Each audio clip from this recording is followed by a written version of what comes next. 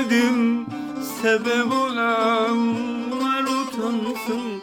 Ben ayrılık istemedim, sebep olanlar utansın. Hazan vurdu yaprağımı, mevsim dursun, gül utansın. Hazan vurdu yaprağımı, mevsim dursun, gül utansın.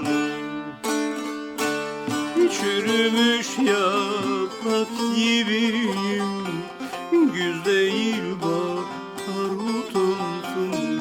Çatlamış toprak gibiyim, ırmaklar, çaylar utansın.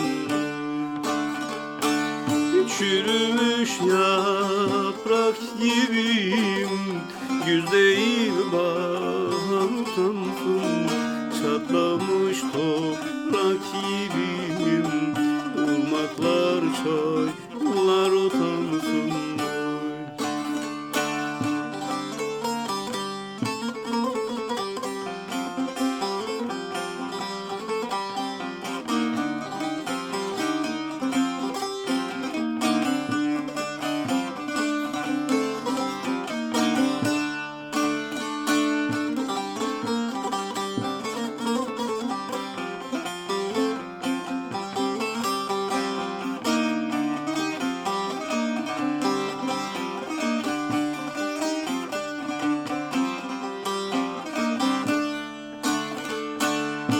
Dağlar girdi aramıza, taş yürüsün, yol utansın.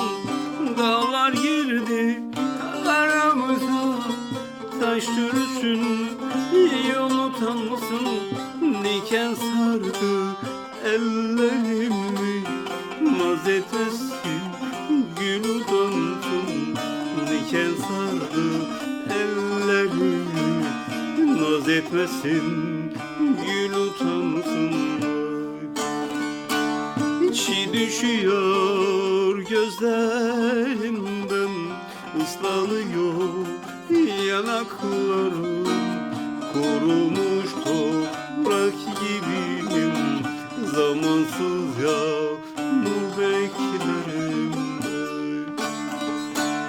İçi düşüyor gözlerimden, ıslanıyor